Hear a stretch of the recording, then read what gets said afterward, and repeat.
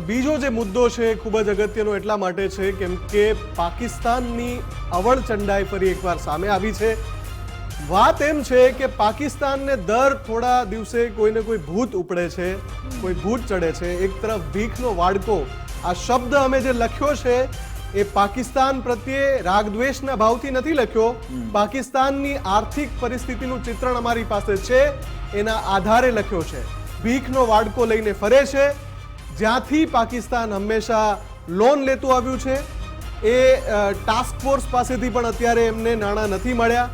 એમણે પણ શરતોનું નવું લિસ્ટ પાકિસ્તાનને આપ્યું છે કે ભાઈ તમારે આટલી આટલી શરતોનું પાલન કરવું પડશે તો તમને હવે ધિરાણ મળશે। પાકિસ્તાનને જે આર્થિક મદદ મળે છે જે જગ્યાથી બધેથી ના પાડી છે। અમેરિકા અને ઈરાન પાસે પણ હાથ લંબાવ્યા છે એમણે। હવે અમેરિકાએ વળી એક નવી શરત આપી દીધી છે એમને।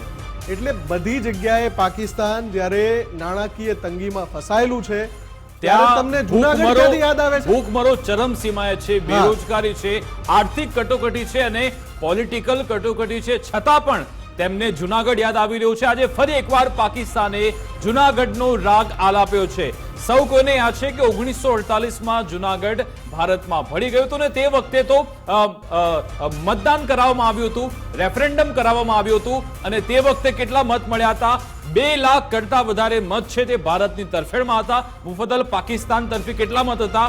માત્ર 91 લોકો ઈચ્છતા હતા દીવા જેવી સ્પષ્ટ વાત છે। જો આ મુદ્દો ચર્ચા આપણે એટલે જ કરી રહ્યા છીએ કે ભારતને છંછેડવાની કોશિશ પાકિસ્તાને ફરી એકવાર કરી છે અને એમાં આપણા જૂનાગઢને ઇન્ક્લુડ કરવાની કોશિશ કરી છે। ભૂલી જાઓ, 7 પેઢીના સપનામાં પણ તમે ભૂલી જાઓ।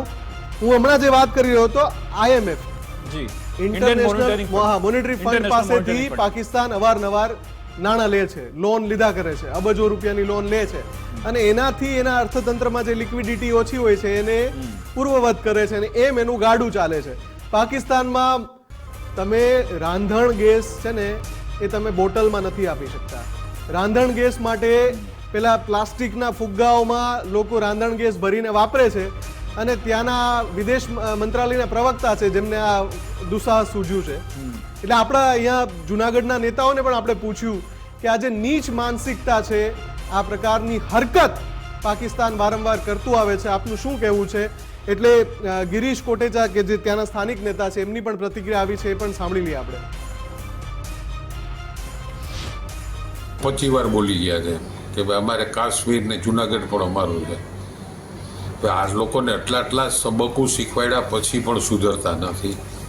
હવે જુનાગઢની વાત કરીએ તો આરજી હુકુમત ટાઈમે સરદાર વલ્લભભાઈ પટેલે કાયદેસરનું મતદાન કરાવ્યું હતું અને મતદાનમાં 99.99% લોકોએ કીધું હતું કે આજે અમે હિન્દુસ્તાનમાં જ રહેવા માંગીએ છીએ। તો આ લોકો પાસે મુદ્દો નથી, કારણ કે ન્યા ગરીબી એવડી મોટી ફાટી નીકળી છે, કોઈ નેતાઓનું ક્યાંય હાલતું નથી। આખા વિશ્વમાં પાકિસ્તાનને આતંકવાદી માનવામાં આવે છે અને હજી આમાં સુધરતા નથી। હવે તો સુધરો। અત્યારે ખરાબ થઈ ગઈ છે, કારણ કે જે રીતે એના દેશની અંદર અરાજકતા ફેલાઈ રહી છે, ભૂખમરો અને લોકો લૂંટફાટ જે કરી રહ્યા છે, એટલે એ બધી વાતને પાકિસ્તાનના લોકોના મગજમાંથી કાઢવા માટે આવું નવું ઇન્ડિયાની વિરુદ્ધમાં હોય, પછી જુનાગઢ હોય, એવા મુદ્દાઓ લઈ અને નિવેદનો કરી અને એક ધ્યેય બીજે દોરવાનું કામ કરે છે। જુનાગઢ એ ભારતનો અંગ છે અને સરદાર વલ્લભભાઈ પટેલે આ જુનાગઢને આઝાદ કરી અને જે આરજી હુકુમતના લડવૈયાઓ હતા એને મતદાન કરી અને જુનાગઢની અંદર ભારતની અંદર જુનાગઢને રાખવાનું કામ કર્યું હતું। વિકાસ, વિડંબના એ વાતની છે કે પાકિસ્તાન છે એના ખુદના અત્યારે 4 ટુકડા થઈ જાય ને તો પણ નવાઈ નહીં। બલુચિસ્તાનને અલગ થવું છે, બીજો એક જે ઉપરનો પ્રદેશ છે એમને પણ અલગ થઈ જવું છે। આઝાદી માંગી રહ્યું। હા, પીઓકેના લોકો તો સતત ભારત સાથે જોડાવાની વાત કરી રહ્યા છે અને ત્યાં પ્લેકાર્ડ ને બેનર લઈને પ્રદર્શન કરી રહ્યા છે। એ પાકિસ્તાનને એટલે આ એક પ્રકારની સળી છે જે વારંવાર મને યાદ છે સૌપ્રથમ ઇમરાન ખાને જ્યારે તે વડાપ્રધાન હતા પાકિસ્તાનના, તેમણે આ મુદ્દો ઉઠાવ્યો હતો, કારણ કે 2019માં આપણે 370-35 હટાવી પછી તેમને પેટમાં દુખ્યું અને તેના 1 વર્ષ બાદ એટલે કે 2020માં જ્યારે આપણે આ 1 વર્ષની ઉજવણી કરવાના હતા તેના 24 કલાક પહેલા ઇમરાન ખાને જુનાગઢ પાકિસ્તાનમાં છે તેનો એક પોલિટિકલ મેપ તેણે રજૂ કર્યો હતો. તે વખતે પણ 2019માં જ્યારે આ 370 નો મુદ્દો પાકિસ્તાને યુએનમાં લઈ જવાનો પ્રયત્ન કર્યો હતો, પરંતુ ત્યાંથી પણ કોઈ મચક ન મળી. ચીને ભલે એક બેઠક બોલાવી હતી, પરંતુ ત્યાંથી પણ કંઈ ન થયું. પછી જુનાગઢનો મુદ્દો ઇમરાન ખાન લઈને આવ્યા હતા. ઇમરાન ખાનની આજની હાલત શું છે સૌ કોઈ જાણે છે. બીજી બાજુ જુનાગઢના જે નવાબ હતા મહાબત ખાન, જે ભાગી ગયા હતા, તે પણ અહીંયાથી ભાગી ગયા. તેમને લાગ્યું કે અહીંયા પાકિસ્તાનનું આશ્રય સ્થાન મળશે અને ત્યાં તેમને જે પ્રિન્સલી સ્ટેટ હોય છે, તેમના જે રાજા હોય છે, તેમને મહેનતાણું સરકાર તરફથી આપવામાં આવતું હોય છે. તેમને માત્ર 16,000 રૂપિયા આપવામાં આવતા હતા.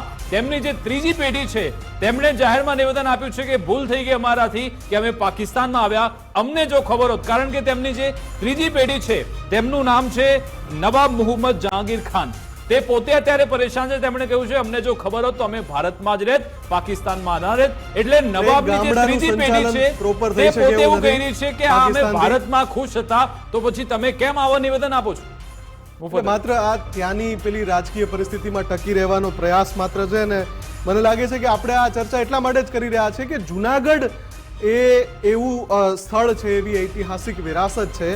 પાકિસ્તાને આવું દુસાહસ કરીને જેટલી ખરાબ સ્થિતિ છે એનાથી પણ વધારે ખરાબ સ્થિતિમાં ન જવું જોઈએ, એટલે આપણે આ ચર્ચા કરી રહ્યા છીએ. આપણે આગળ